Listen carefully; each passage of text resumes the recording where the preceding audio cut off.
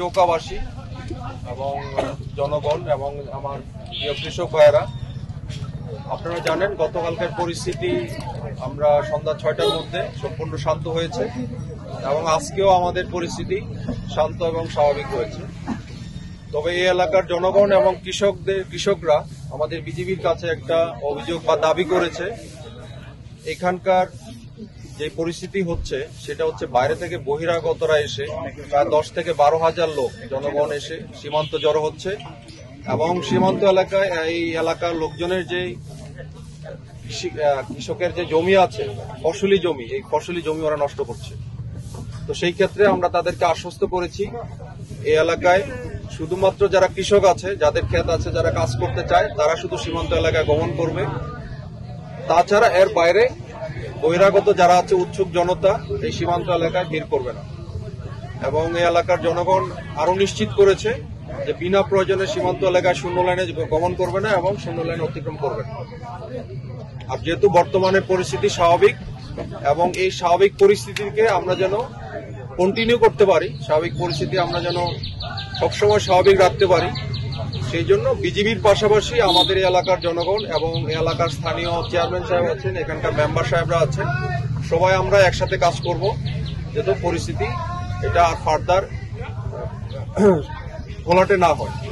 সেই জন্য আমরা একসাথে কাজ করছি।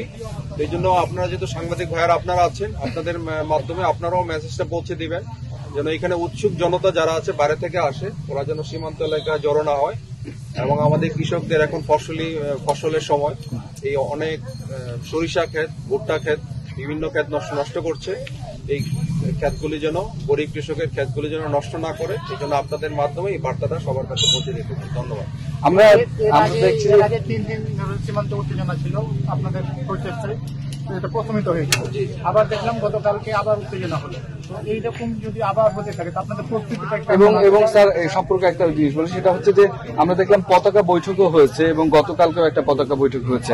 বারবার পতাকা বৈঠকের পরেও আসলে এইরকম যে পরিস্থিতি তৈরি হচ্ছে, আমি বলি let me be very clear, যখন আমি অধিনায়ক হিসেবে পতাকা বৈঠক করলাম আমি বিএসএফ এর কাছে দুইটা রিকোয়েস্ট করেছি। সেটা হচ্ছে যেহেতু ভারতীয় জনগণ বাংলাদেশের বিরুদ্ধে উস্কানি দিচ্ছে, এই ভারতীয় জনগণ সীমান্ত এলাকা থেকে সরিয়ে নেওয়ার জন্য এবং শূন্য লাইনে বিএসএফ এর অতিরিক্ত জনবল মোতায়েন ছিল, এই বিএসএফ এর অতিরিক্ত জনবল মোতায়েন সরানোর জন্য আমার রিকোয়েস্ট কিন্তু 5 মিনিটের মধ্যে ভারতীয় বিএসএফ এবং তাদের জনগণ আমার রিকোয়েস্ট শুনেছে। ইন দি কাউন্টার পার্ট আমি বাংলাদেশের জনগণ যারা ছিল, মেম্বার এবং চেয়ারম্যান এবং গণ্যমান্য ব্যক্তিবর্গ, আমরা সবাই মিলে আমাদের বাংলাদেশি জনগণকে রিকোয়েস্ট করেছি যে তোমরা সীমান্ত এলাকা থেকে সরে যাও, এই মানুষের ফসলের ক্ষতি করো। ওরা শুনেছে, বাট ইট টুক 2 আওয়ার, 2 ঘন্টা সময় নিয়েছে। বাই দিস টাইম এই এলাকার কৃষকের ধানের জমি বা বিভিন্ন ফসলের জমি একেবারে ম্লান করে দিয়েছে। তো এটা আমাদের আলটিমেটলি আমাদের দেশের ক্ষতি। সীমান্ত এলাকায় উত্তেজনা হলে আলটিমেটলি এই এলাকার কৃষকের ক্ষতি হচ্ছে। তো এই এলাকায় যেন উত্তেজনা না হয়, উত্তেজনা প্রশমিত করার জন্য আমরা কাজ করছি এবং বর্ডারে এটাই আমাদের কাজ, যে কোনো পরিস্থিতি নিয়ন্ত্রণ করার জন্য BGB we are train for this. তাই বলে এখন যারা এই কাজগুলি আমাদেরকে করতে দেন, আমাদের সহযোগিতার জন্য এলাকার জনগণ আছে, আমরা জনগণের সাথে কাজ করছি।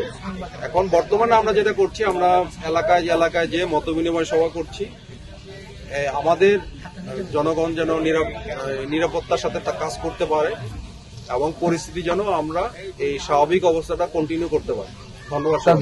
লাস্ট কোয়েশ্চেন, সেটা হচ্ছে এই বারবারই আমরা দেখছি আসলে সীমান্তে এই ব্যাপারগুলো হচ্ছে এই অঞ্চলে, তো সেক্ষেত্রে আপনারা উচ্চ পর্যায়ের কোনো বৈঠক বা এইটা থামানোর জন্য বিশেষ করে তারা যে কাঁটাতারের বেড়া দেওয়ার চেষ্টাটা করছে, এটা তো দেখেছেন, এইটার ব্যাপারে আমরা যখন প্রোটেস্ট করেছি, এই গ্রামবাসী সহ আমরা এলাকাবাসী সহ বিজেপি প্রোটেস্ট করেছি, এটা কাজটা বন্ধ হয়ে গেছে এবং এই ব্যাপারে বাংলাদেশের উচ্চ পর্যায়ে মাননীয় স্বরাষ্ট্র যেহেতু এটা উচ্চ পর্যায়ে আছে, ওই ব্যাপারে কোনো সমস্যা নাই।